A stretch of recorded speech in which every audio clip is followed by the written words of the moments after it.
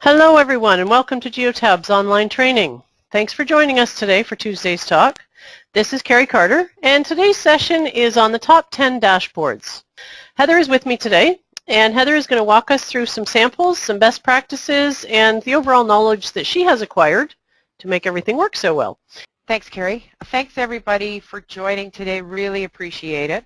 The session today is meant to give you guys sort of kind of an outline or a guideline or some ideas to help you with maybe putting a dashboard together for some of your customers. What we're really going to go through is just sort of options for you guys to work with and, based on your customers' needs, really. Because dashboards, as you know, especially in the Geotab world, which is really the beauty of our dashboards, is that they can be quite configurable based on not only customer, but people within the organization can see different dashboards as well. It is a fantastic tool to allow folks within the fleet organizations that are out there to be able to see a very high level of data very, very quickly. So in saying that, guys, like why dashboards? Dashboards is kind of like it really seems to be quite a popular entity right now. In almost any industry, really, if you go out there, there's some sort of level of business intelligence right in a graphical form for people to see the progress that's happening in whatever it is they're looking at. We actually fall into that category really, really quite nicely because we do provide quite a bit of data.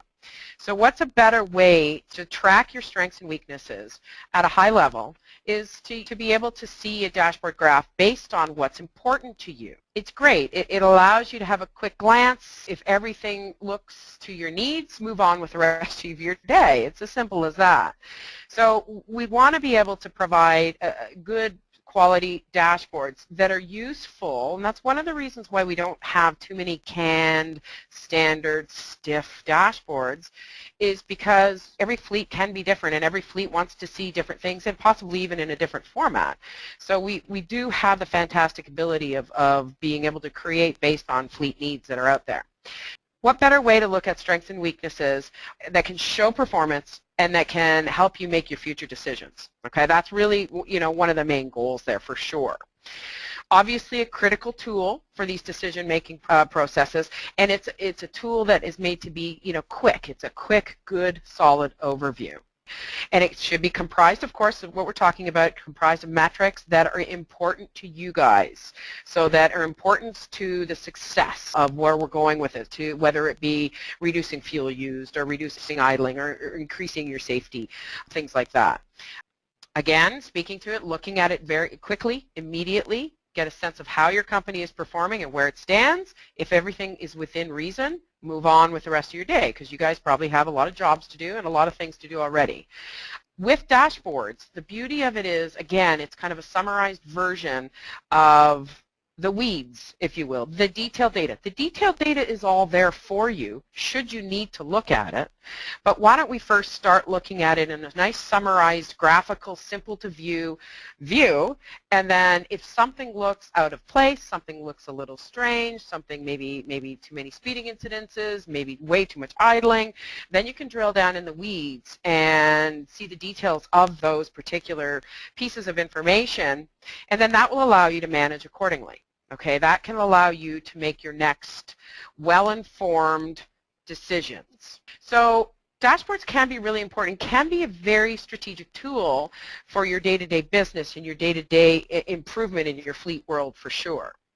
Going through this, the first thing that I kind of wanted to point out to you guys was we do have a standard set of dashboards that come with every single Geotab database out there, and this is a quick screenshot of them. You guys are probably very familiar with them. I'm not going to lie to you. These dashboards come standard with the solution are a little bit dated.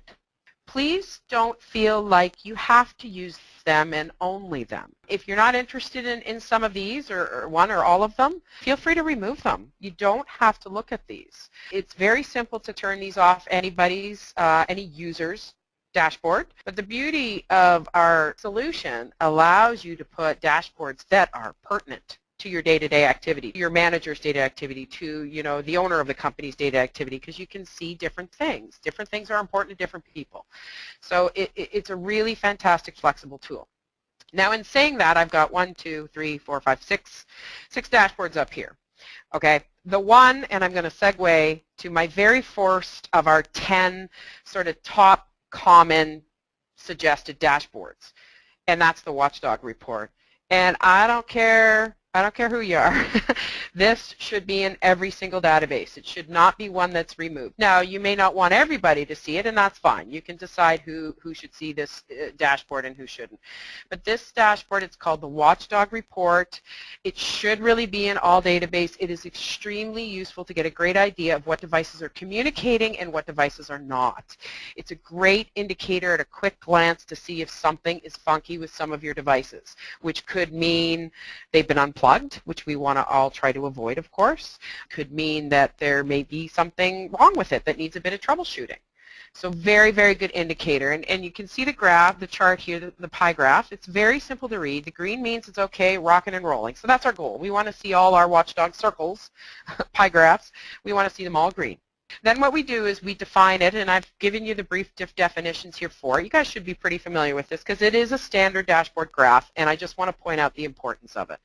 But we will give you how long they've been offline for. So the orange is offline for 3 to 21 days. Maybe they're on vacation, you know, something like that. Oh, I'm sorry, I missed one. Yellow is for 2 to 3 days. Okay, not really a huge big deal. But then once the red, I think, really is a good indicator that something isn't communicating and something's wrong, that we need to look into these 15 devices in this particular fleet that are in the red and not communicating. So very fantastic, quick dashboard, gives you a great idea of how our devices are communicating, can be very much used to verify if devices have been unplugged and or for troubleshooting purposes as well. So this is the first of our top 10 common dashboards. And again, what I'm providing you today, guys, is just kind of an overview, just some suggestions. You don't feel like you have to consume all of these dashboards at once. It is based on what the needs of the customers that are online and out there, what their need is at the time. So you can work with these, or if you don't find them useful right now, you may in the future, then don't worry about them. I find the next kind of couple of dashboards I'm going to talk about are idling. Okay, a couple of different ways to look at idling. Lowering idling is one of the easiest ways to get a return on investment. It really is. It's very, very simple. It's very easy to prove. It's very easy to manage. And let's face it, it's a win-win to monitor idling or to reduce idling. You know, not only is it reducing fuel usage and wear and tear on the vehicle, but it's also green and better for the environment. And there's a good story to tell there all the way around. What I find, and now this may be for the resellers out there more so than the customers, but the customers maybe too. If you're not interested in idling, you might just be interested in taking a peek. I find that in some of the pilots that I've personally done, idling, was not a major focus, which is fine. I just went ahead and did a little bit of analysis on the idling myself and just brought it to the client's attention. But they all of a sudden became very interested in idling and how much time was spent, you know, wasting that much fuel.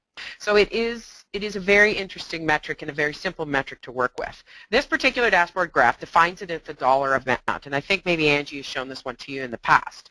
But the way this dashboard works, it's looking at trending day over day for last week. So again, guys, for the folks that work with our reports out there, you know, you don't have to necessarily stick with that. That's just the way this one was built. It could be trending week over week for last month if you wanted to look at it that way.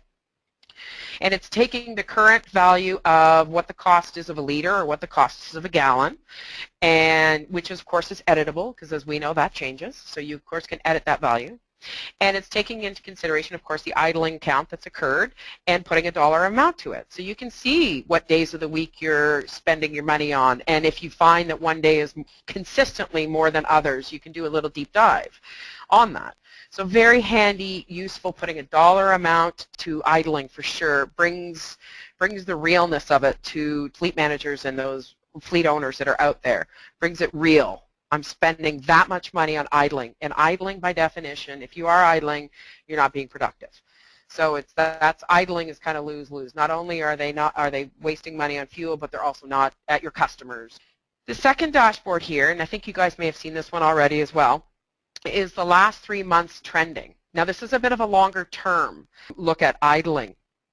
And really the goal is here this is sort of after you've put your processes in place and after you've implemented a policy on idling and you've communicated it to the team and you know it's out there, you want to see some effect from that. You want to see some positive movement in terms of your efforts to do this. So this particular dashboard graph will certainly help you with that, looking at just the total amount of idling for the last 3 months, month over month.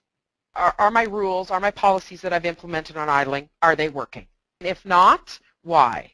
Let's drill down. You know, as you know, you can drill down into any one of these reports and see the details. Who are the, you know, the folks that aren't really listening? And you can, of course, again, manage with good quality evidence and feel confident in your data. Okay. So the third top 10 dashboard here, now we're going to move into a little bit of safety. And I think have about 4 or 5 safety ones in here that are useful, I find.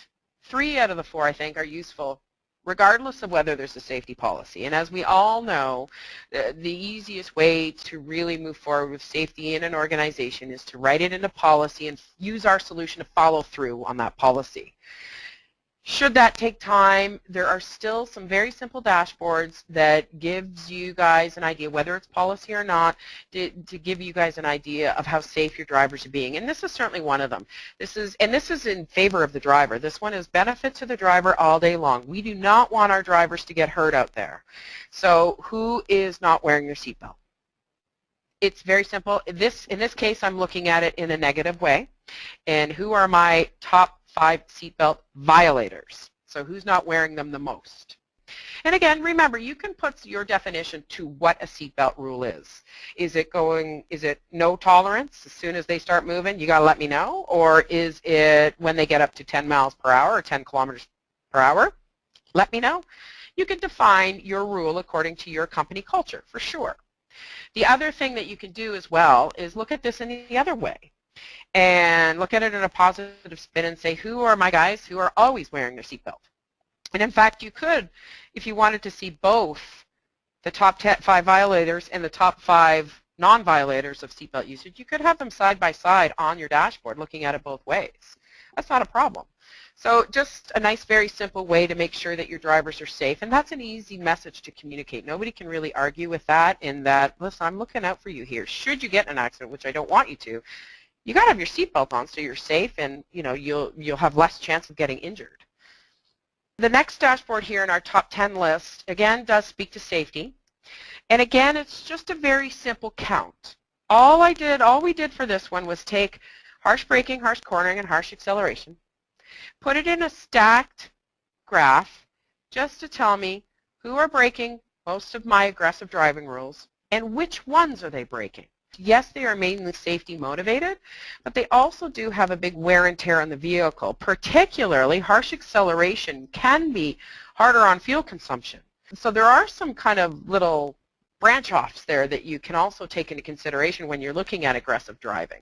But our main goal is, of course, for the driver to be safe out there, but also, as you guys all know, accidents can be very expensive to a fleet, and we really want to try to avoid that as well. So very simple dashboard, just looking at the count of how many harsh acceleration, harsh braking, harsh cornering events, stacking it up, and again, and I'm sorry guys, I am looking at this in the negative way, but who are my top 5 aggressive drivers? Again, just to reiterate, feel free to spin this. Feel free to take the positive note and see who are my guys that are break the least amount of aggressive driving rules. And again, going back to I think a session I did a while ago on gamification. Maybe should you want to take the positive route, you can maybe add some little incentive to it of some sort. Anything. Get them a gift card for something for my folks. For the top person that breaks the least amount of rules for the next 6 months or whatever the case may be. So there is certainly that option as well. And again, think about it. Do you want to look at both the top 5 violators and the top 5 non-violators, side by side? That would be no problem. I think you guys are probably somewhat familiar with this particular dashboard graph. It is a scorecard. Scorecarding is very important these days. There's a lot of folks interested in scoring their drivers. Now this particular scorecard is safety related, but we don't necessarily have to have it safety related. And we have had a lot of success with this. Now keep in mind folks, you folks, the customers that are out there or the resellers, you may not want to use the scoring criteria that is that we've used in this particular scorecard. It's a fantastic place to start. It's a great way to get used to scoring your drivers. If you do come to your own conclusions on how you want to score your drivers, feel free to stem off from this particular scorecard or create another one that's more suited to your culture, more suited to your needs. It's very popular, and it's a really good place to start for sure. Looks at up to 6 different safety rules, scores them based on, say, how many rules were broken per 100 miles or kilometers driven, and then puts it in a scoring range between 1 and 5. And there's a bit of a scoring criteria behind it.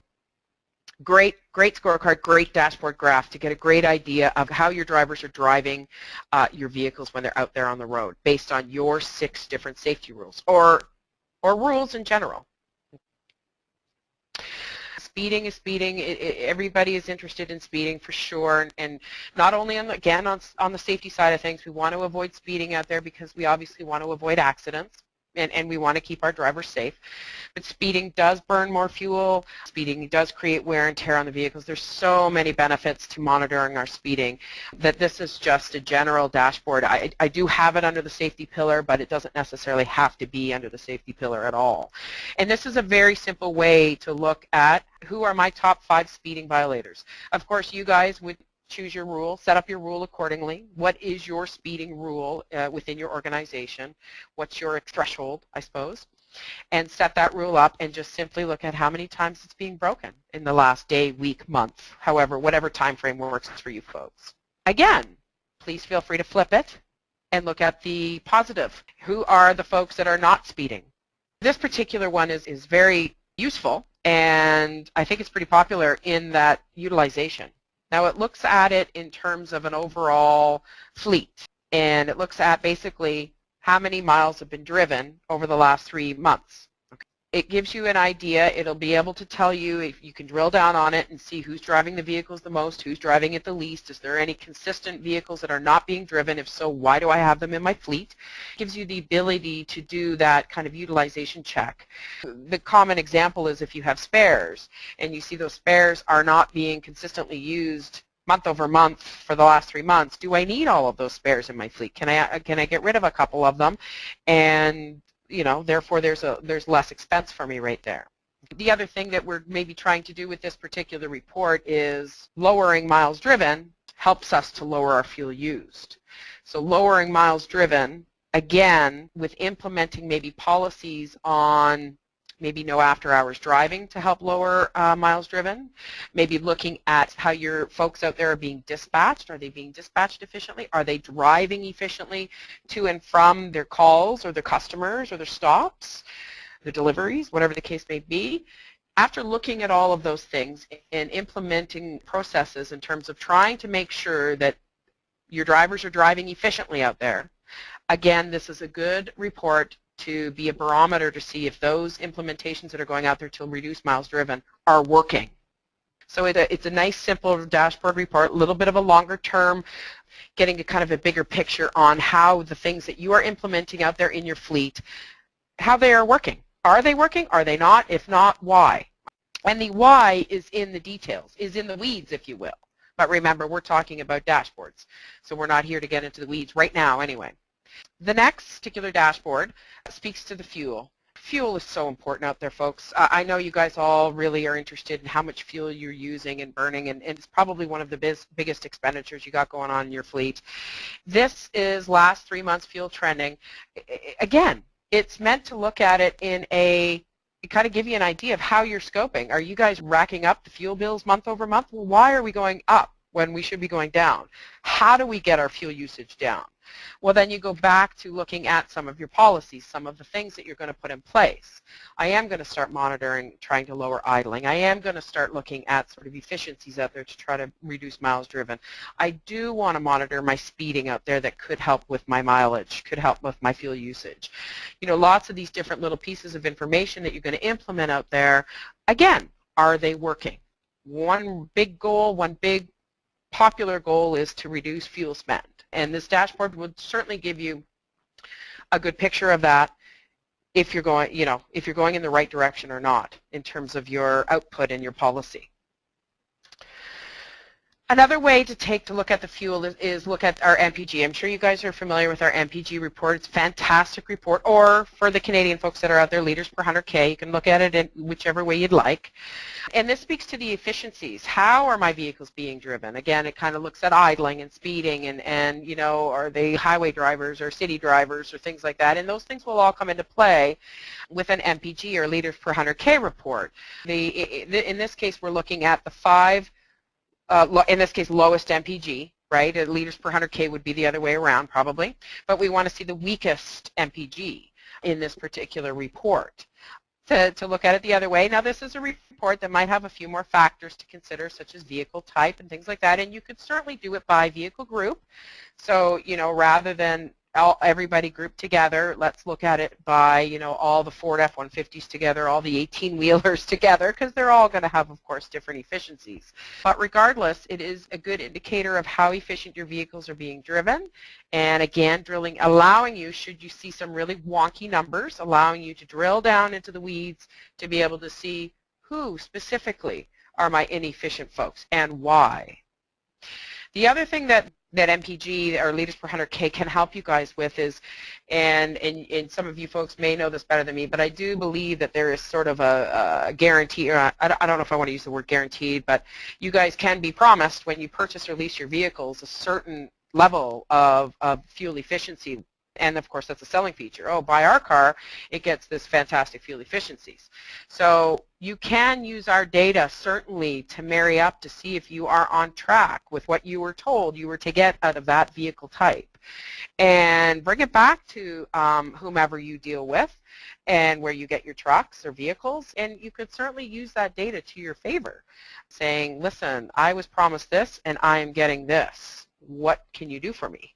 You can take this data back to where you purchased your vehicles, and if you're way off base from what you were promised, you know, and have that conversation. Just a couple of more things here, though, and I think some of you may have seen this before already, but in terms of dashboards, it's a nice idea to try to do a couple of things, I think. Tell a story with your dashboards. So logically, you know, a very common need is to reduce fuel. Right? Reduce our fuel usage. So if you look at these three dashboards side by side, last 3 months, month over month, I want to see how my miles are progressing month over month. I want to see how my idling is progressing month over month. And logically, if I'm trending in the right direction on both of those, my fuel should be trending that way as well.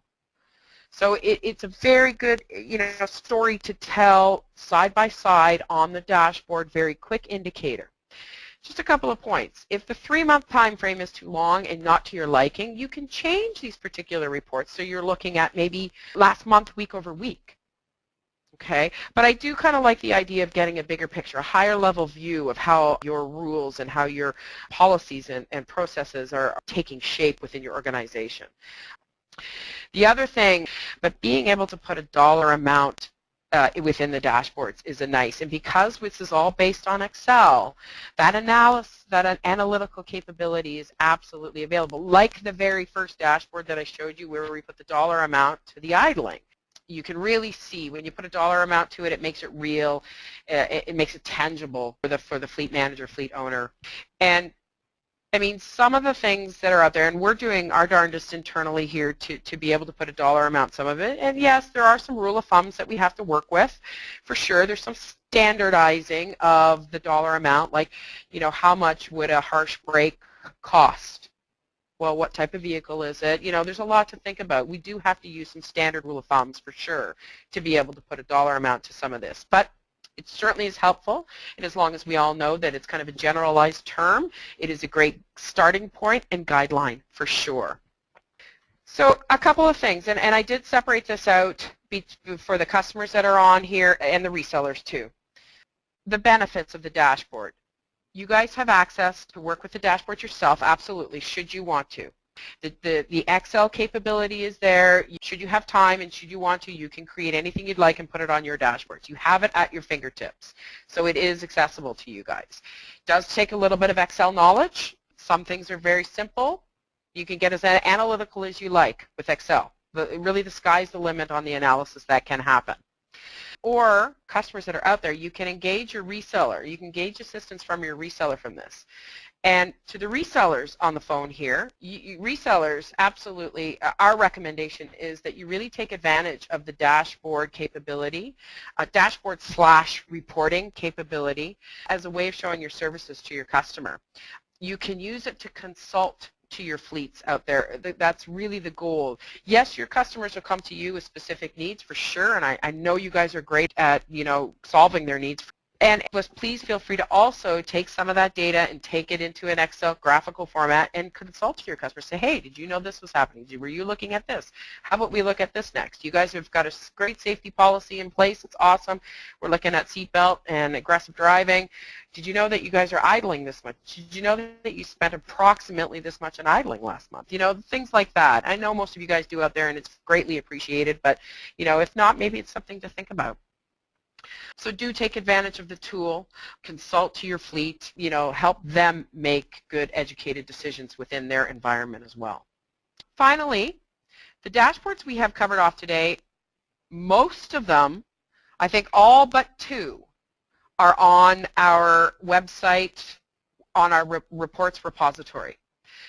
The reports repository, guys, is on our website. You can just download the template from our website, and either customer or reseller, doesn't matter, you all have access to our website. You can certainly pull the reports off and import them into your database. So please do take advantage. In this particular document, I have got the link here to our custom reports repository.